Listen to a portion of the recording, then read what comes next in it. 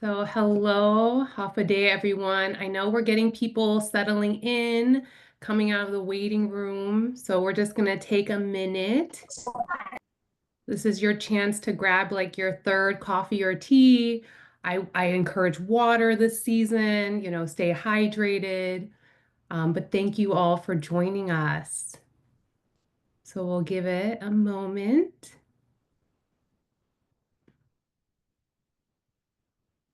Perfect. And as folks are coming to settle in, we would love it if you could utilize the chat to introduce yourself and share where you're coming from at Harvard. One of our goals is to get a sense of who is in the room and really make this as much of a community feel as possible, even though you know the limitations of Zoom. So feel free, don't be shy. The chat will be utilized throughout. So if there's anything that's really resonating for you that you want to uplift, feel free to use that. Or if you have any questions that you want to ask of our expert and speaker today, that's also a place to really have fun, engaging time. So again, don't be shy. Utilize that chat feature. I love a good emoji, so reactions are welcomed. If you didn't notice, this event is being recorded, and it's because we want to utilize this as a resource for anybody who couldn't come to our session today. So I just wanted to highlight that as well. Perfect. So we want to be in alignment with one another, and I want to orient us. Oh, I guess I should first introduce myself. Hello, half a day. My name is Esther Weathers, and I serve as just one person, part of an incredible team here on the executive committee for CCW. So thank you all for joining us today. We know that it is Friday and your time is precious, and the fact that you have chosen to give that to us, we are truly using it as a gift. So again, thank you. To ensure that we are aligned with one another, I want to just highlight some engagement guidelines. And you'll notice that they're all grounded around the concept of respect, right? So the first is around confidentiality. Think of it more as we want to hear your story, but we also want to be mindful of how you share. So please refrain from identifying individuals or providing maybe very explicit details. Again, just be mindful of speaking kind of from your own perspective, your own story. And so you'll see here, we ask you to be an active listener, to speak from your own truth, to respect others' experiences. We all navigate a complex world, and all of our stories are valid, and we want to make space and room.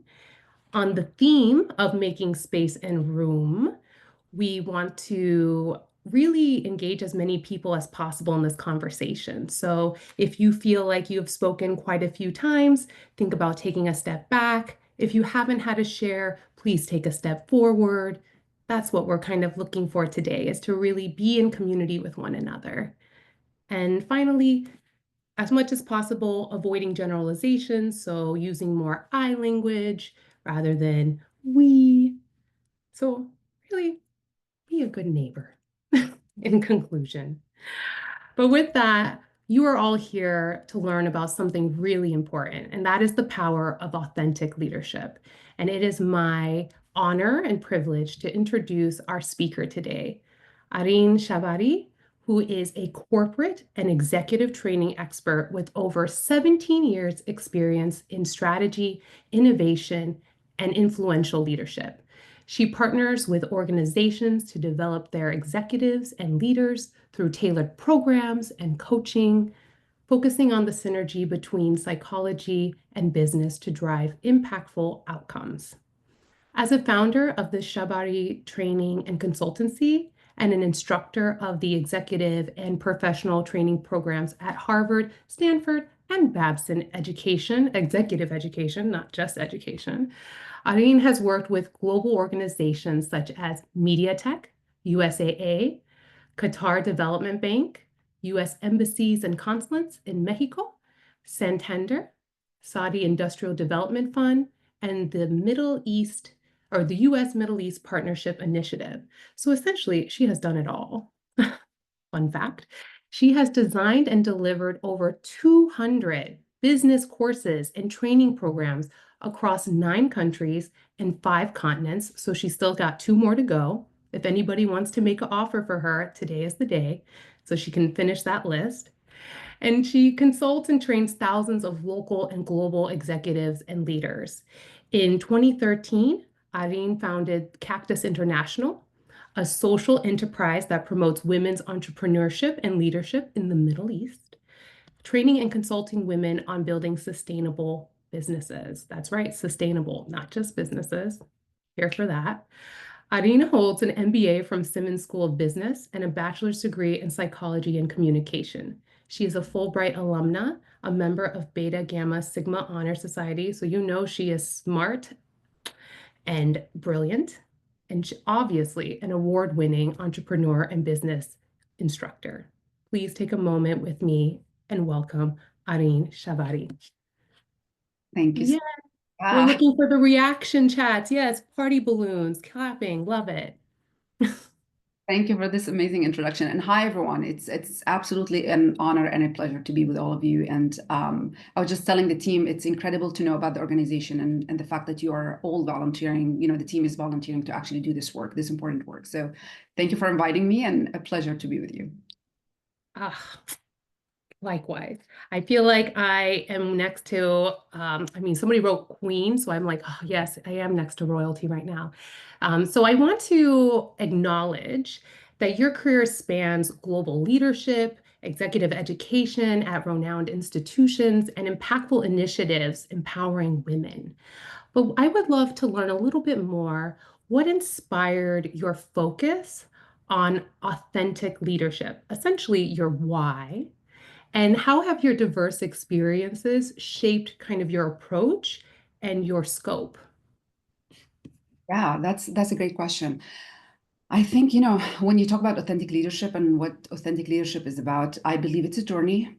And I believe I'm still part of that journey of discovering who is fully my authentic self. And the reason why I would say that is when you look at the definition of authentic leadership, you know, one of these definitions is being true to ourselves. And being true to ourselves, I believe, requires us to know ourselves. And that's the part where I believe it's a journey, because knowing ourselves is not something that we decided on fully, to be honest. And I have a background in psychology, and I studied psychology, and understanding human psychology is about knowing that, you know, as little kids, we were shaped by our caregivers and by people around us, right? And that's how we got our values, and that's how we got our beliefs about the world. And so, yeah, I might ask you today, you know, what are your beliefs and values? And I think a great part of being great leaders and great authentic leaders is understanding that we were shaped, part of those values and beliefs were shaped by other people. And so I would say, to be an authentic leader, you have to have really high self-awareness to who are you, right? Based on how you were shaped. Who are you as a person? Who are you as a leader? What are your values? What are your beliefs about the world? What is your purpose? And then number two, I would say, it requires, to be authentic and feel comfortable with ourselves, it requires a radical acceptance of who we are. And that's not an easy part either, is knowing who we are and then accepting fully who we are. Because when we accept fully who we are, and I struggled with that, it's work in progress, but it's accepting all parts of ourselves. That means the good parts and the ugly parts of ourselves. It means, you know, our strengths and our weaknesses as a human beings. And that's tough, but it's part of really feeling comfortable with ourselves. It's understanding we are not perfect and we are a package. And so that radical acceptance is very important as well. And number three, I would say it's introspection. And introspection is going back to that fact that we are born and we are impacted by other people and the environment and our society and sometimes religion, so on and so forth. And so introspection is about, you know, let me look deep at who I am, and do I want to keep those values? Do I want to keep those beliefs that I have? Or do I want to maybe adapt some of them to be a better leader? And I want to give an example. I was raised, and I'm Palestinian. I don't know how many of you know that Palestinians care a lot about education. It's part of our survival, in a way. So it's very, very intense. So my family, and my mom in particular, was very keen on me getting 100 out of 100 every single time, because from her perspective, and that's a conversation that we had later on in my life. From her perspective, she was like, I didn't go to college. I wanted you to go to college. I wanted you to have a good life. This is the only way. So I didn't know. I thought you have to get 100 in every single exam that you take to be able to be successful. And she didn't realize the impact that had on me as a child, because not only that, she expected 100 out of 100 on every single exam that I did. Even when I get 100, she would ask me how many others got 100. And of course, she doesn't know what is the impact of saying that. And the impact was that I always felt I'm not good enough, that no matter what I do, I'm not good enough. And no matter what I achieve, it's not enough. I have to achieve more. And also, in a way, another part of it was the feeling that I needed to please her in a way, right? I felt that the love that she had for me, now I know that it's unconditional. But the way I perceived it as a kid was it's not unconditional, it's conditional. If I get the high grades, she will be happy. And I'll tell you, this is a true story. And I love my mom. And I know that she did all of this just so I can have a better life. But she would get sick. She would actually get sick if I don't get a high grade. If I get 95 or 93 out of 100, she will Mm. physically get sick sometimes for 3 days.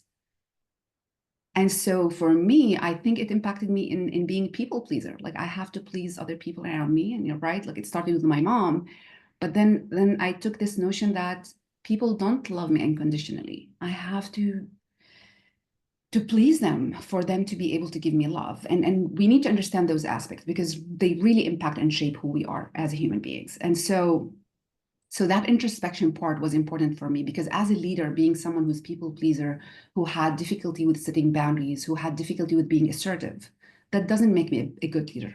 It doesn't. It Mm. doesn't have, kind of clear boundaries with other people, right?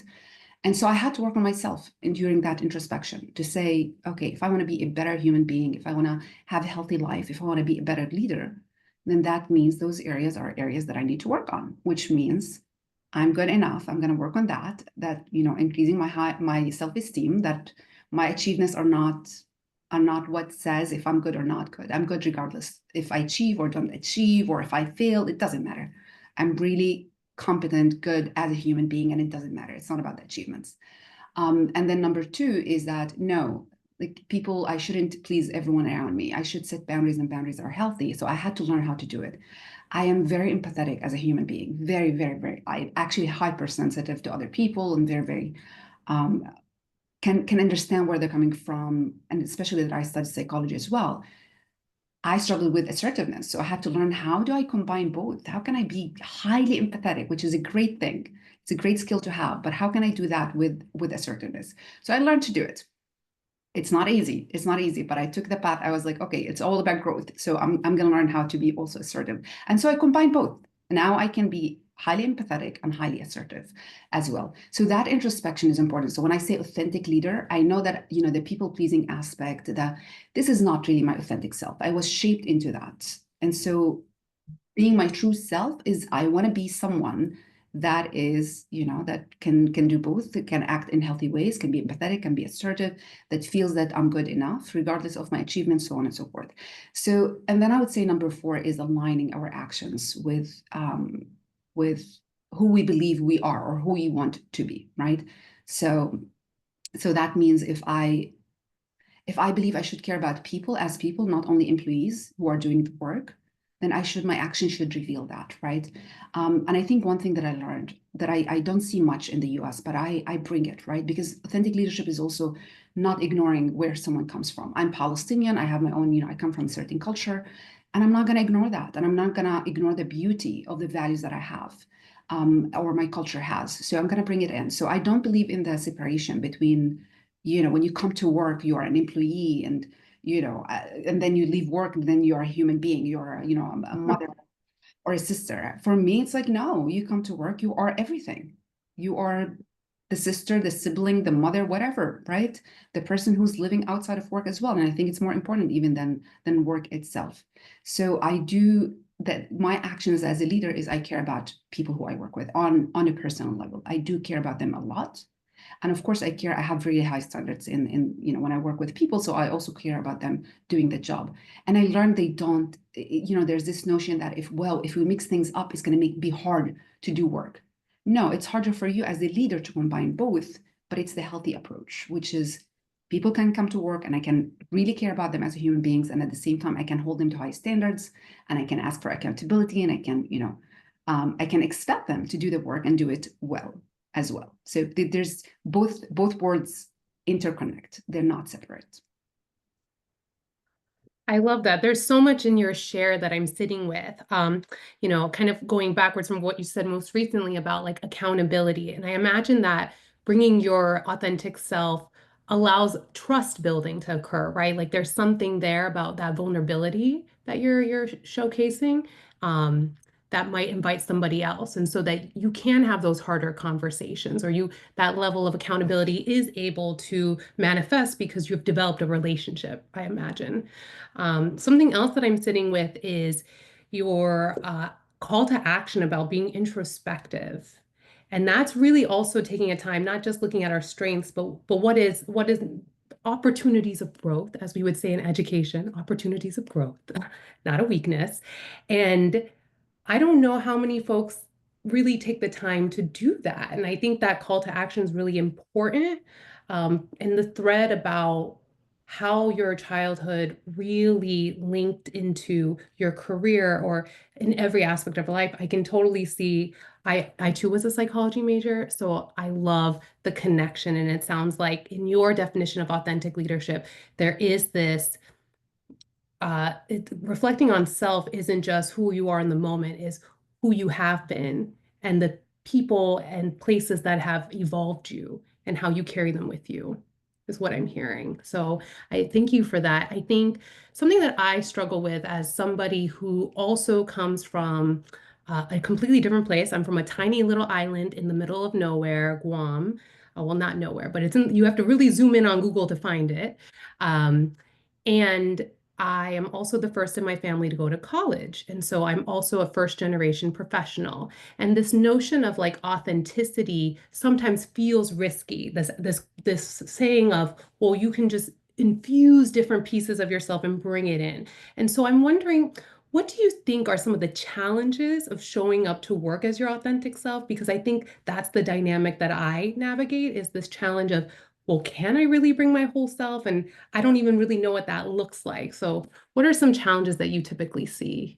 So I answered Experience. the question, but I would love to know what are the challenges that you faced. Yeah, I think being um, also like having an immigrant mother, it means code switching is part of life. So, for example, my mother was really strict about not speaking Korean to me because she wanted to make sure I could speak English fluently.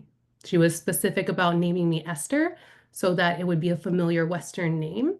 So, there are code switching is ingrained into survival. And so I think when somebody tells me be your authentic self, I think sometimes the cost can be heavy for folks when they have been told for safety and to hide pieces. I'm also queer, and so even those aspects, right? Like how can I bring the fact that my partner is a woman so easily into a conversation? There's a lot of risk. Yeah, and I agree with you. And I think that the main word that I would use here is survival and what we perceive as survival and what would help us survive as human beings. And this is a very strong feeling that we all have. It's a need, right? We all need to survive. And our parents had it. And I talked about the example. We have similarities in the examples, right? Like our parents doing things that they believe are going to help us survive in this world. Yeah. And the impact of that on us. And so we take it with us, that fear that they had, we take it with us, it's embedded in us. And so when we go to work, it's the same concept. It's how can I survive this? How can I stay at job? How can I not risk my living, right? How can I also feel accepted? So I would say, survival is the main thing. And maybe I would think of four things that are, big challenges that make people feel that they can't maybe be their full authentic selves. And that is the feelings of belonging, right? It's a strong feeling that we also need as human beings. We need to feel that I'm in an environment where I belong. If I don't feel that I belong, it would be hard for me to be myself. I will be, walking on eggshells, not knowing exactly what to say, how to say it, what to reveal, what not to reveal, because it might feel too risky for me. And when I think about feeling or feelings of belonging, there are two things that I can think of. Is one, representation, of course. If you walk into a room and there are a lot of people like you feel more at ease. You feel that you belong to this group. You share a background. There's a lot of things that you have in common, right? Even if you don't know them at all. If I go into a room that has a lot of Palestinians in that room, even if I know no one, I will feel more that I belong to that group because of the history, because of the background, because of the culture, etc., etc.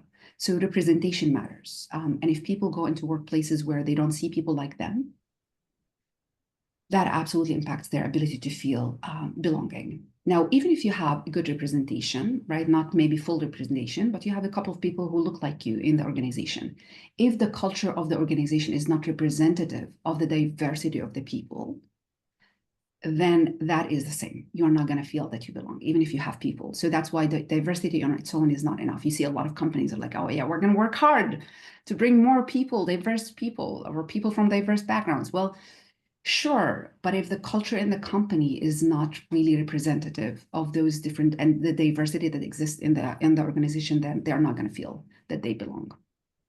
And then two, there's the whole notion of expectations, and I would say even there are real expectations in terms of your responsibilities at the job, which is fine.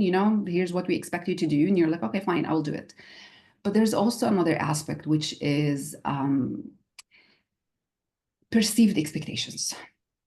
Like, for example, as a woman, should I sit in the front? Should I sit next to the CEO? Should I speak up in the meeting? Right? Those are Mhm. perceived expectations. Maybe I'm not expected to do that. Maybe they will look at me in a negative way if I do it. Maybe, right? And so that's another aspect where it is a challenge to be our fully authentic self. Like if I'm someone who speaks up, like I don't shy away, I don't close on myself, right? But if there's an environment that is not like that and makes me question, right, if I should do it or not do it, and what's the cost if I do it or not, that of course is gonna impact me and my ability to be my authentic self. And then I would say, another things that could impact us is the rewards that we get and punishments. So how we are rewarded in the organization, and what I mean by that, it's not even sometimes the actual bonuses that they give, right? It's sometimes how people around you are looking at you. What do they say to you, right? I'm gonna go back to the example of, if I speak up in a meeting, like if women speak up in meetings and they get glanced over, and then someone else, a man, speaks, and then someone's like, oh wow, great idea, even though a woman just said that idea before. Well,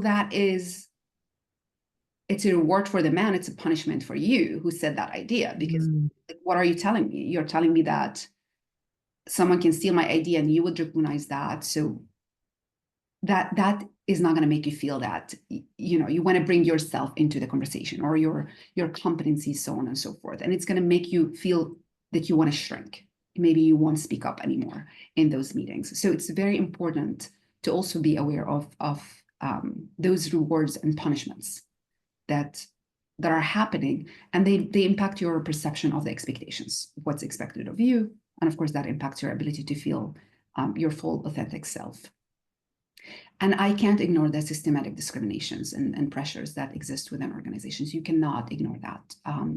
When you talk about, especially when we talk about the US, there is systematic discrimination. It's embedded within the companies, and how they function. And it goes from, men, and I would say the business word is a word that is built by men for men initially. And until now, we're trying to fit in as women. And it's the same for, Black people. It's the same for any people from underrepresented groups. Those workforces are not built for them. They're not built for moms. And so how do you feel that sense of belonging and bringing your full authentic self, right? Like if someone is a mom and she has to take care of her kids, how many times does she feel comfortable saying, I need to take care of my kids, without the company thinking that because she's a mom, she's not doing her job as she's supposed to do? So there's a lot of challenges when it comes to being our authentic selves, especially if we don't belong to the group that is considered the main group or the mainstream group.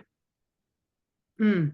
For every like challenge you listed, a personal story was already flashing in my mind, and I can see people's reactions as well, about the punishment, the reward, the different subtle ways in which the barriers show up, right? And I so appreciate you kind of like honing in, especially on the systemic. It was not built for us, and now it's trying to modify, but there has to be a cultural investment. There has to be a cultural shift.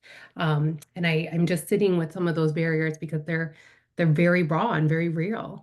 And so the question that I'm thinking of is, you know, I want to ask, is it possible? But the better framing is, how do you create an environment of safety and trust so that to open the door for others to be their authentic self? Because we've named all the risks.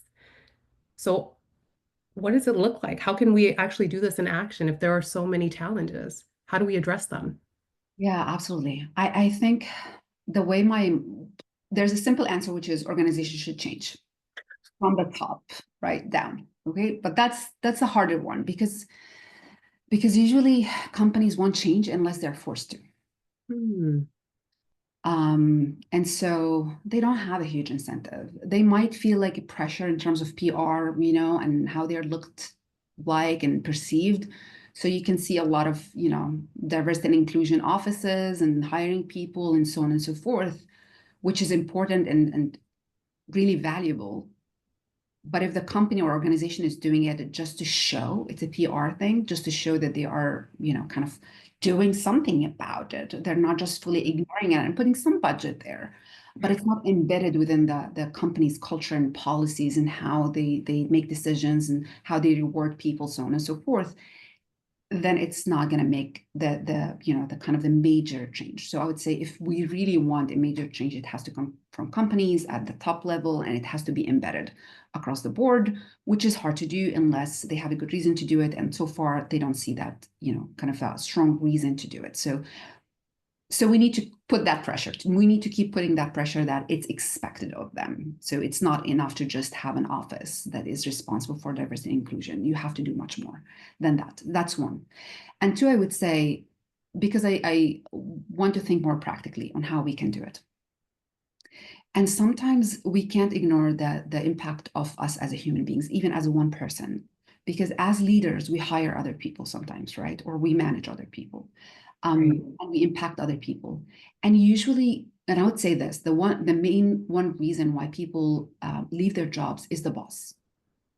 So while we sometimes might not be able to change the whole organization, right, and how things are done across the whole organization, but this fact that the number one reason for people to leave their jobs is their boss, that tells us as leaders that we have a lot of power to make people feel their authentic selves and to feel Mm. comfortable with who they are, right? We have this power as one person who's Right. leading. And so I would say, the comment that I mentioned about radical acceptance about ourselves, which I said is hard, right? Like radically accepting who we are with everything that we bring to the table, the good, the bad, and the ugly. Extending that radical acceptance to people around us, I think Mhm. is for really being inclusive. And it's a radical acceptance to who you are with your struggles, with how, why your mom named you the way she did, why she did not speak to you in Korean, how that impacted you as a human being, because I'm sure it did in a way, right? What's your, who are you as a person, who you want to be as a person. So that radical acceptance without judgment, being queer, right? Like just radical acceptance that Mm. I accept you the way you are. I'm not judging you. I don't expect you to be someone else. I accept your full story with everything that you bring to the table and believing in you. And I would say a word that not in a romantic way, but loving people around us. We can't shy away. Like I see a lot of advice of, well, you have to act like this. And I don't want a manual. We don't need a manual if we go back to who we are as human beings. If we just love people around us, it's going to be easier for us to accept them. It's going to be easier for us to care for them. It's going to be easier for us to work with them. It's going to be easier for us not to not accept them, right, in a certain way, or to punish certain behaviors because they don't align with our worldview. Like we would not do that because we have so much care towards that person. So I would say the key to that is very, very emotional. And it's that deep care for other people who work with us, is caring about them on a personal level. And again, I said that before, it doesn't impact how professional they can be. Like you come to work as a professional, but also as a human being. Addressing the human being aspect and accepting you fully is an important part of making you feel you belong. Right. That doesn't contradict, saying, here's your job, here's your responsibility, here's what I'm expecting you to do. Right. But I think it goes back to that, like providing a space where you love and accept somebody, that's relationship building, right? That's building relational trust. And I feel like that relational trust allows an avenue of where you can be giving feedback, where you can really push somebody to grow.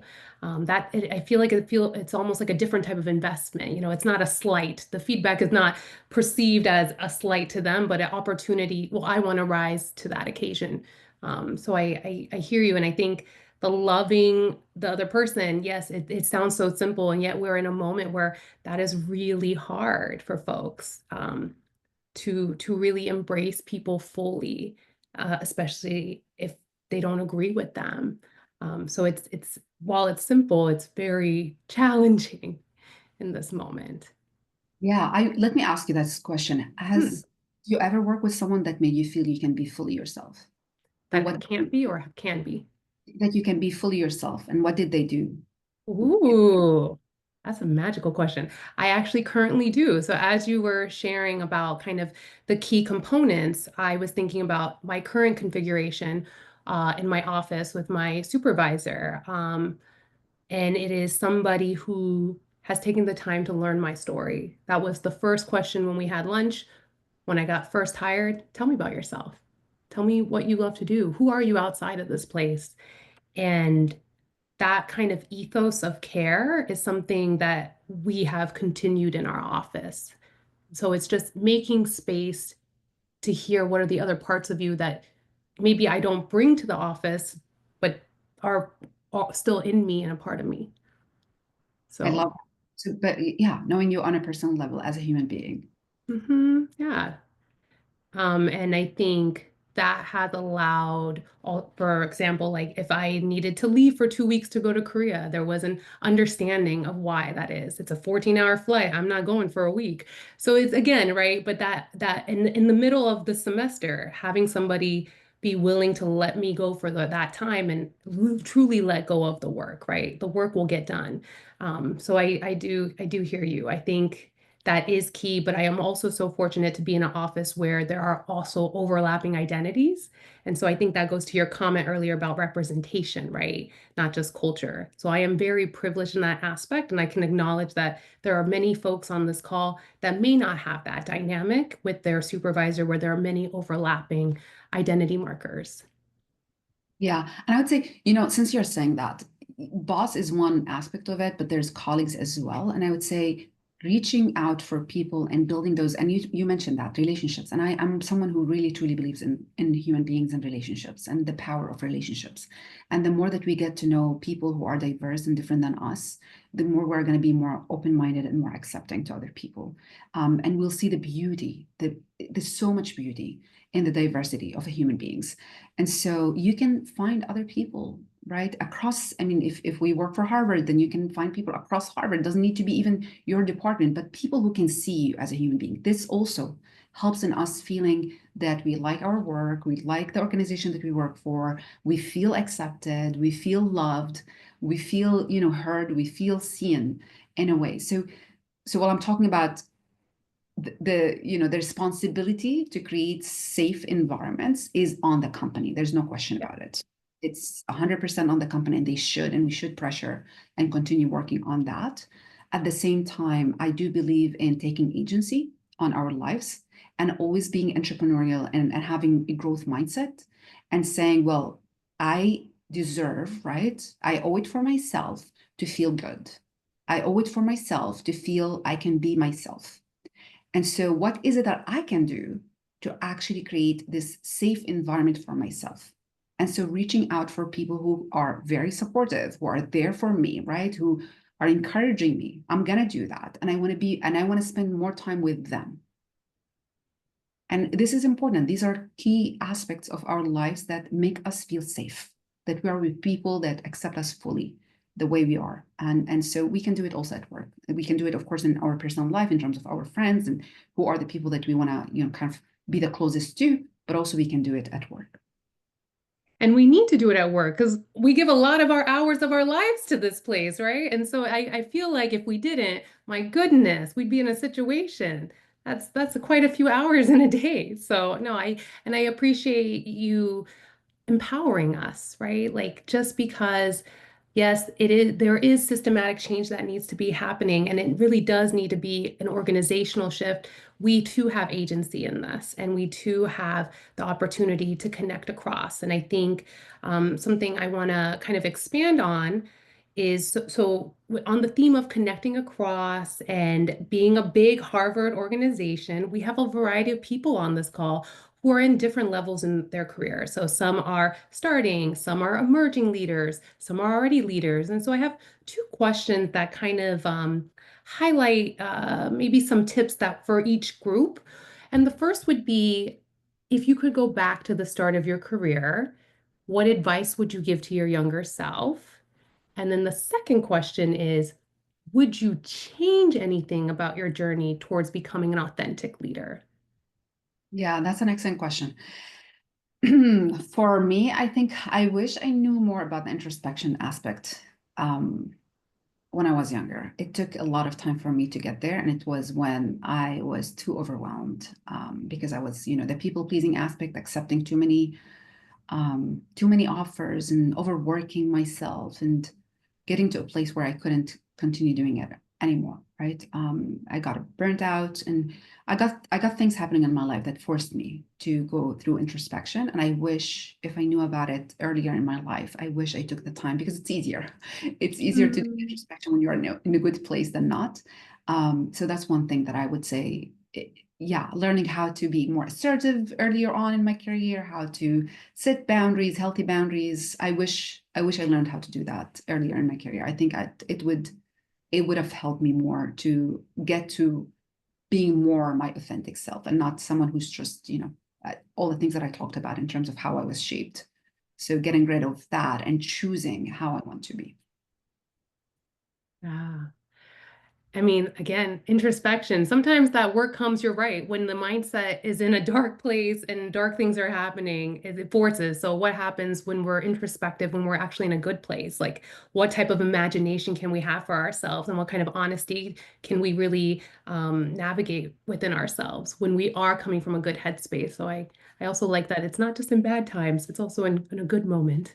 Yeah, and I would say, like I would say there are certain things we can ask ourselves and practically, right, to know Mm, if something is serving us or not. And that's, I do sometimes training to women, right? And I built a whole business to help women start businesses. So, and one thing that we can ask, some practical questions that we can ask ourselves. For example, I know I meet people that tell me, oh, I don't trust other people easily, right? mm, I know that it's coming from childhood. I know it's coming from survival. If I trust people, it might harm me, right? So I go with this notion that I'm cautious and I need to take my time, and someone else needs to prove that they are trustworthy for me to trust them. mm, Sure, sure. But knowing that, you would also know that it's going to impact your ability to be a good leader. Because being an effective leader means that I should start with trust. If I hire people, if I work with people, I should trust that they are able to do the work. mm, They are coming here and they care about the work. I have to have like certain list of trusting that they are there because they want to be there and they want to do the work. If I don't have that in mind, then what's going to happen is I'm going to question everything that they're doing. And our mind is negative. It's not positive, unfortunately. It's negative. With anything that they do that is not aligned with what we expect, we're going to take it in a negative way. And if I don't trust that this is part of my belief system, then it's going to look much worse than the facts of what this person is doing and why they're doing what they're doing. So I would say, this is one area where I would say, is this something that is still serving me? Is it making mm, me a better person or not? So we can all take some time to kind of look at our list of values, our list of beliefs, and say, is this value still serving me? Is this belief still serving me? Mm. And if not, then okay, what am I going to do to actually work on it? So I'm going to reformat it in a way that is actually beneficial to me and people who I work with and people who I lead in my organization. So those are some practicals, and everyone can do it. Everyone knows what their set of values. Everyone knows what are their core beliefs. And we absolutely can look at them and be like, hey, this core belief is not something that, I talked about people pleasing as one of them. Oh, if I please people, I'm going to survive. Well, but no, that's not true. And I'm going to do things to prove that this is not true. And I will start small, gradual, right? And then, for Mm. example, I'm going to give you like one thing that I did, which was I put to myself a task to say no to someone every day. Like that's how I started. I was like, how am I gonna get? I love it.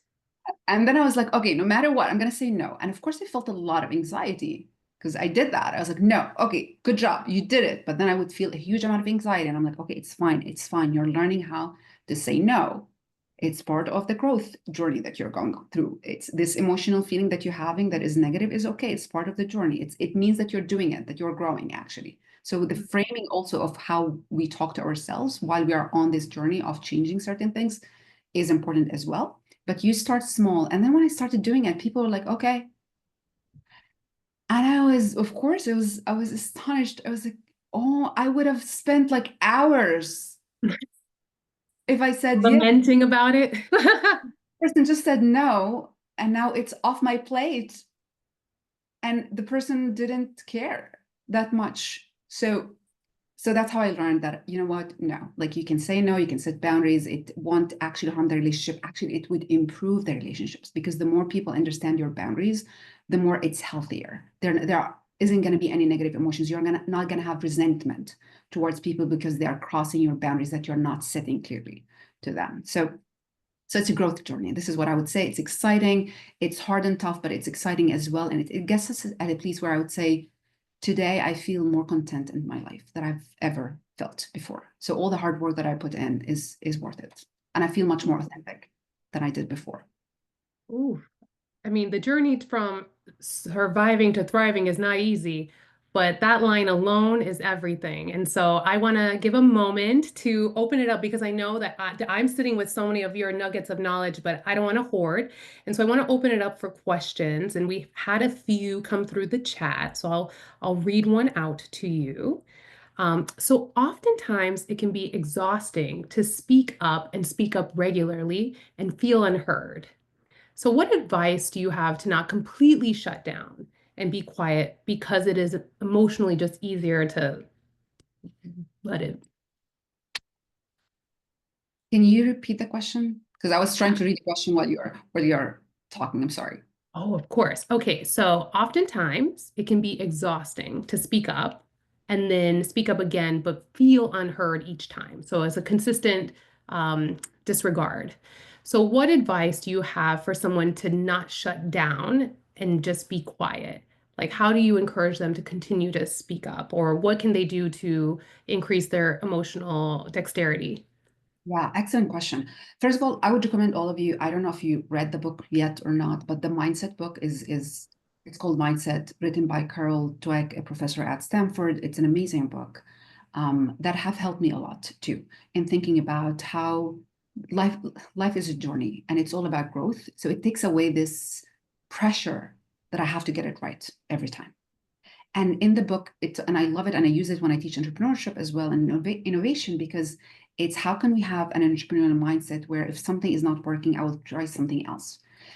And so my point here is, if you speak up and it's not working, how else can I influence? And there's so many ways. And if we can train our mind to think that there's a billion ways, and let me try different things, it's going to make us feel more motivated. And it's going to make us feel that there are options for us. So it's not, all or nothing in a way. So I'm speaking up, they're not hearing me, so I'm going to shut down. It's not this or that, black and white. So what I would say in this case, if I'm speaking up and no one is taking what I'm saying and no one is hearing me and taking what I'm saying seriously, I might ask why. Seriously, why? If I keep suggesting things to my boss and my boss keep ignoring what I'm suggesting, I can have an honest conversation and go and say, hey, I've suggested a few things. Can you tell me why you didn't take my suggestions in consideration? I would love to know, because probably maybe I'm saying things from my perspective without knowing the bigger picture. You know the bigger picture better than me. So explain to me. And so Mm. that's one way to do it, right? Another way to do it is to have allies, is sometimes having people who I know are influential. Let's say that my boss holds the power to say yes to my proposal. Okay, but I know that my boss, there's someone else who is very influential on my boss, and whatever they say is very impactful. So maybe before the meeting, I can go to that person and brainstorm my idea with them and see what they say. And I have two ways to do it. Either we go in a meeting together and the other party says, I heard her idea and it's a great idea. Yeah. Or I can go to my boss and say, I've talked to X and she or he were so excited about the idea and they said it's a great idea. This is how I increase my credibility, right? By borrowing it from someone else. My Mm. point here is think of different ways where you can actually make an impact. One is understanding the situation better, understanding what your assumptions are, validating your assumptions by asking questions. And two is, in this case, is trying to find people who could be allies and who have high credibility and high influence. And you can just use both ways, either them promoting your ideas or you mentioning their names to promote your ideas and proposals. And the Mm. third one that I would say that women use, by the way, is amplifying each other. So if you have connections of women, right, like, and you're in a meeting, so know that we have sometimes this responsibility that as women, you know what, we are gonna help each other, Yes. strengthen each other and amplify each other's voices. So if someone says something, I will jump immediately and say, great idea. Actually, here's how I think it's gonna benefit our organization.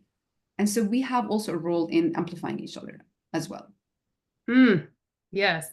I love the practical nuggets. We have a role. You as an individual have a role. And then the mindset book has been put in the chat. People are going to be taking it. I love it. We're going to go to the next question because we have two more. So you called yourself a very empathetic leader with high standards. So what does that look like in practice? How can you have both? Can you really have it all? Yeah, you can. When you have well, okay, so having high standards are not bringing tasks that are impossible. So you have to know that they are possible, but they are challenging. And I think when you put high standards, it's something that is good.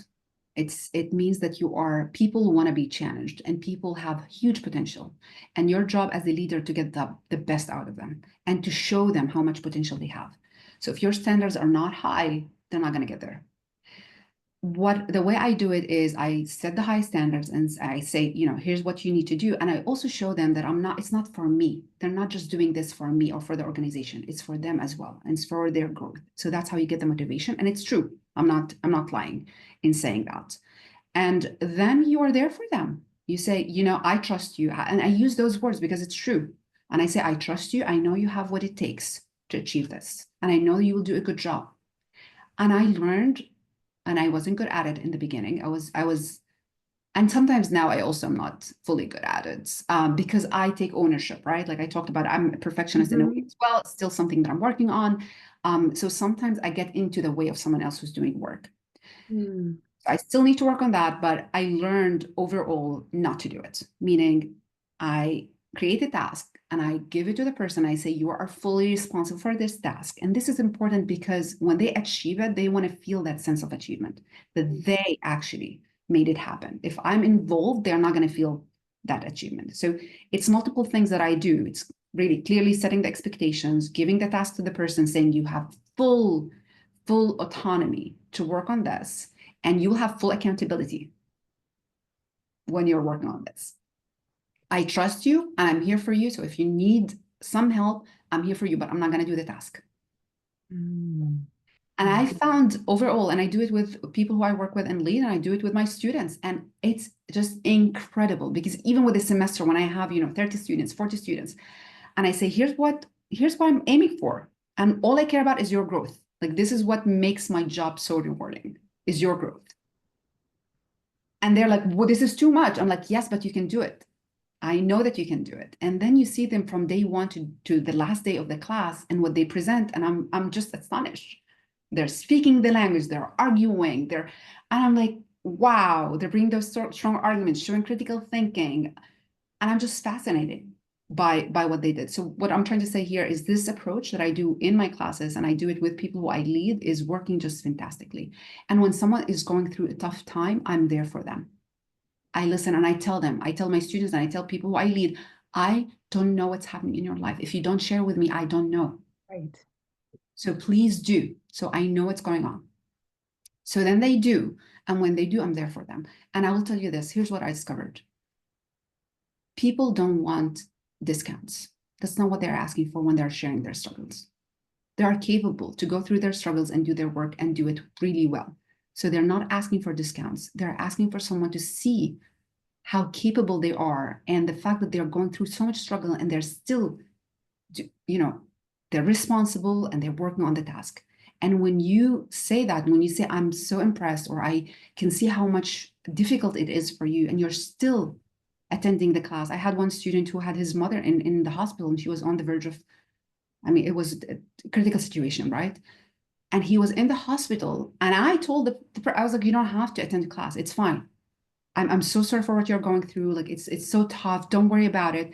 And he said, no, actually, this is what makes me feel a little bit better, Mm.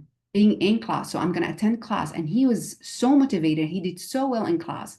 And for me, this is the big lesson that I learned. It's you can combine both. I can show a lot of empathy to people. And when you do that, they actually want to do more. And you can still have the high standards, and they know that you're doing it not for you. Yes, for you, for the organization, but for themselves mainly as well, and for their growth. And that's the combination that I found is really working well, at least for me. Mm. Yeah. I love the part about, you are setting the high standard, but then the other element that is required of you is trust. I'm going to trust that you do it, so I'm going to let it go, and you have to produce, right? And that's the accountability piece at the end. But it's also you taking a step back, saying, okay, I'm going to let you fly, and I'm not going to dictate how the plane is constructed, what color it is. I'm going to trust. I told you what the goal is, where we need to get to. You figure it out and get us there. And I think sometimes that letting go is also an act of vulnerability and trust on your part too. So it's a cycle of trust building, and in the examples that you're sharing in different ways, from you to them and them to you. So thank you for that. We have one last question. How can we change education to allow for introspection? What kinds of things can be done, and is there any literature? Um, That's a good question. Literature, I'm not sure exactly on a specific thing. I use, what I use because of my background in psychology. But I think in education, allowing students to have some time, and I do it like icebreaker activities, right? In the beginning of classes, for example, where people get to know each other on a personal level. That's what I try to do. Because that's part of, when you share about yourself, you also, it helps you with introspection. That helps you to hear yourself talking about yourself. So maybe a memory from childhood, or sometimes a big struggle that you went through, or a big achievement, and why it matters so much to you, right? When you talk about these things, they help you with introspection as well. I know that in one of my classes, when I teach strategy, there's a vision, mission, and core values, right? And sometimes I ask students to think of their own vision, and mission and core values. What are those? So this is kind of helping with their own introspection. So I think there's a lot of ways to do it. And sometimes we can just connect it with the material that we teach. Like, how can I, what I teach, connect it to an exercise that they can do in the beginning of the class that has a lot of introspection happening with it. So these are just quick examples of how we, as in teaching, we can do it as well. If the question about students, I'm not sure if it's about also people who you work with. It doesn't say in particular, but I think maybe another element of the question we could ask is like, how do you as a leader encourage introspection in your with your colleagues, so individuals you manage? I think having conversations, like when someone, if you see a team, a team member that is not trusting their other team members, right? Like is trying to take over, or questioning a lot their work, or micromanaging, that's when you have to step in and say, tell me more about why you're doing it. What are you afraid of, right? What do you think the impact is? How do you feel about it, Mm. right? Because probably that person's very stressed. trying to micromanage everyone and not trusting that people are going to do their work. So asking those questions are really, really helpful in having people be aware of their actions and how their actions impact them and how they impact other people around them. And then asking the question, is that how you want to continue being? Is that how you believe is the best way to lead the team members? What Mm. other ways? And it's more asking those without judgment, right? And it's important. When you're trying to help develop other people, it's important not to talk in a way where you're judging them. It's more about curiosity. Where is this coming from? What's happening, and helping them see the picture. And then helping them see that this needs to change because it's not helping the other team members. And I would say I'm assertive too. Like if I see that this is something that is harming the other team members, I will step in and say, listen, let's work on this, and with lots of empathy, I would say that. But at the same time, this cannot continue happening because it impacts other people, and I feel responsible to also make sure that we have a healthy environment in our team. So we need to work on this. But let's see where it's coming from. So let's see where it's coming from so I can help, but also at the same time know that this can't continue because it's not healthy for other team members. Areen, I really appreciate that because what I'm sitting with is this concept of an inquiry mindset, right? And I think it links back to your original about not being fixed, being open. And even I think you did it so beautifully in our conversation today, is where you shared a bit of yourself, and that gave me an opportunity to also share, right? Like and it's just it has a catalyst effect. And so you even demonstrated here today how something, even a small little storytelling, linked you and I. And so what is the power when you do it in all of the spheres of your life and you do it more intentionally? So again, thank you for even demonstrating that capability in this small time that we had together. I want to take a moment and just thank Areen for her time, her expertise. So if you all can do reactions and chats to thank her, because this is her volunteering her time. So again, thank you on this Friday for joining us. Great pleasure. It Yeah. was wonderful being with all of you, and hope you found this helpful to you. I wish you best of luck in your journey of being your authentic selves and the best version of yourselves. Yes, and it's possible. It's totally possible. I also want to give flowers to the many individuals that worked hard on in CCW to create this event. This is not done by one individual alone. It is collective power. And Areen said it best, like if you're looking to build community and connections, we are here for you for that, right? You're not alone in this work. We also want to highlight some cool opportunities. So if you have not signed up for our newsletter, please do so. A lot of cool information comes through. We'll have a survey at the end of the event. We would love your feedback so that we can continue to provide programming that meet your needs. That's really important to us. And then we have another session, January 15th, around how to beat imposter syndrome. So that will be really exciting given some of the topics that we discussed today. We can continue to expand upon. So again, thank you all for your time, your energy, your grace. And Areen, thank you for everything. So have a beautiful day. Thank you. Thank you. You all. Thank you so much for inviting me. Take care.